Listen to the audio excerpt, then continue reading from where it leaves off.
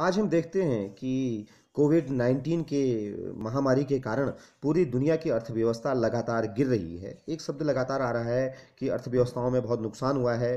सकल घरेलू उत्पाद की दर घटी है और साथ ही विभिन्न देशों ने अपने-अपने तरीके से अपनी-अपनी जीडीपी के 10% के लगभग सभी लोगों ने राहत पैकेज का जो निर्धारण किया है, वो किया है। तो इसमें एक शब्द आता है कि जीडीपी आखिर क्या है? ये इसका निर्धारण किस प्रकार होता है?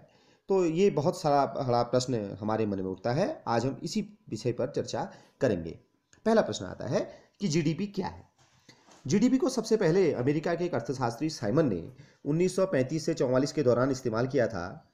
इस शब्द का परिचय साइमन ने ही अमेरिका से कराया था। ये वो दौर था जब विश्व की बैंकिंग संस्थाएं आर्थिक विकास का अनुमान लगाने का काम संभाल रही थी। उनमें से ज़्यादातर को इसके लिए एक शब्द नहीं मिल रहा था। तो साइमन ने ही अमेरिका की कांग्रेस में इस जीडीपी शब्द को परिभाषित करके दिखाया और बाद में आईएमएफ यानी अंतर्राष्ट्रीय मुद्रा कोष ने इस शब्द का इस्तेमाल प्रारंभ किया। अब अगर हम बात करें कि जीडीपी आखिर क्या है, ग्रॉस डोमेस्टिक प्रोडक्ट अर्थात जीडीपी सकल घरेलू उत्पाद किसी भी देश की आर्थिक सेहत को मापने का एक पैमाना है या जरिया है। इसको अगर हम देखें तो इसमें जीडीपी के तहत जो हम क्षेत्रकों की बात कर रहे थे पूर्व के अध्ययन में, तीनों क्षेत्र प्राथमिक हो चाहे द्वितीयक हो चाहे तृतीयक हो, वो तीनों क्षेत्र इसमें तीनों प्रमुख क्षेत्र घटक इसमें आते हैं।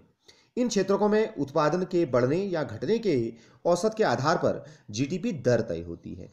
अर्थात जीडीपी को हम तीनों क्षेत्रों के आधार पर निर्धारित करते हैं। अर्थात किसी विशेष वर्ग में प्रत्येक क्षेत्र द्वारा उत्पादित अंतिम वस्तुओं और सेवाओं का मूल्य उस वर्ष में क्षेत्र की कुल उत्पादन की जानकारी प्रदान करता है और इन तीनों क्षेत्रों के उत्पादनों के योगफल को देश का सकल घरेलू उत्पाद अर्थात जीडीपी कहते हैं। यह देश के भीतर किसी विशेष वर्ष में उत्पादित सभी अंतिम वस्तुओं और सेवाओं का मूल्य होता है। इसको मापने का एक बड़ा जटिल कार्य होता है। इसमें अगर हम देखें तो इसमें किसी देश के एक वर्ष की अवधि में जिन वस्तुओं और सेवाओं का उसने उत्पादन किया है, उनके पूरे संपूर्ण मौद्रिक मूल्य को ही हम घरेलू उत्पाद कहते हैं। इस मूल्य में से अमूमन उस आय को घटा दिया जाता है जो हमारे देश में विदेशियों द्वारा अर्जित की जाती है और इसमें उस आय को जोड़ दिया जाता है जो विदेशों से प्राप्त हमें आय होती है। अर्थात ये संपूर्ण आय का एक पैमाना है। भारत में जीडीपी मापन का कार्य बड़ा कठिन कार्य है। केंद्र सरकार के मंत्रालय द्वारा यह कार्य किया जाता है।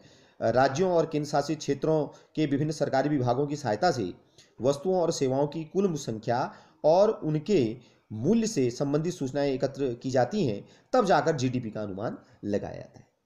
अर्थात इसमें केवल अंतिम वस्तुओं और सेवाओं की गणना ही की जाती है।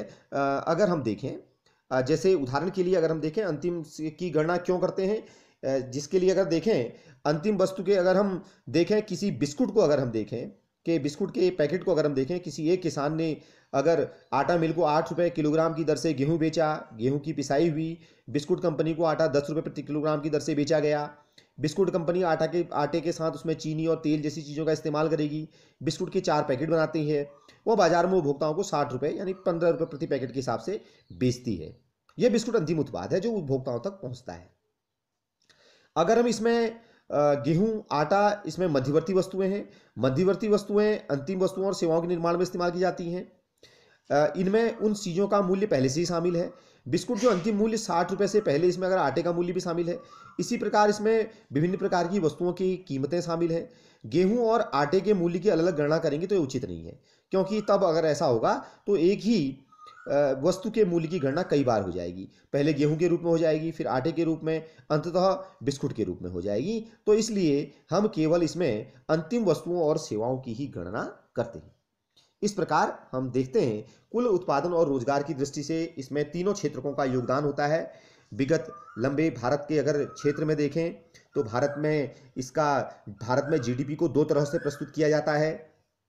उत्पादन की कीमतें हमारी महंगाई के साथ बढ़ती रहती हैं।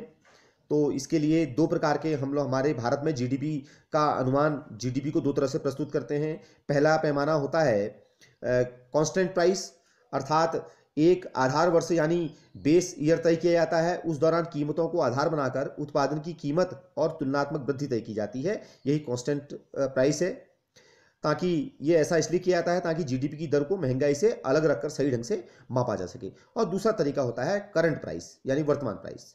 इसमें जीडीपी के उत्पादन मूल्य में अगर महंगाई की दर को जोड़ दिया जाए तो हमें आर्थिक उत्पादन की मौजूदा कीमत हासिल हो जाती है, यानी कि आपको कांस्टेंट प्राइस जीडीपी को तात्कालिक महंगाई दर से जोड़ना होता है। तो इस प्रकार जीडीपी का अनुमान हमारे देश में लगाया जाता है। केंद्रीय सांख्यिकी कार्यालय प्रत्येक तिमाही आधार पर जीडीपी की दर का अनुमान लगाता है। इसके आधार पर देश की अर्थव्यवस्था का निर्धारण किया जाता है।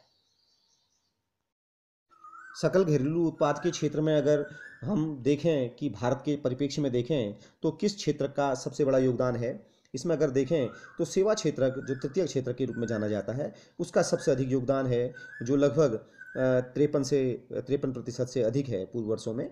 और औद्योगिक क्षेत्र का, द्वितीय क्षेत्र का योगदान 31% और सबसे कम योगदान कृषि का है। और जबकि अगर हम रोजगार की बात करें तो रोजगार के क्षेत्रों में ठीक इसके विपरीत स्थिति है।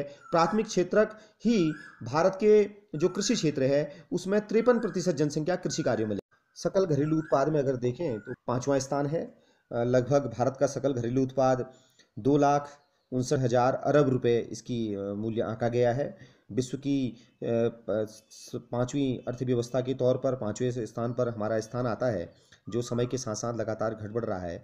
विश्व अमेरिका 20.5 ट्रिलियन यूएस डॉलर के साथ सबसे बड़ी अर्थव्यवस्था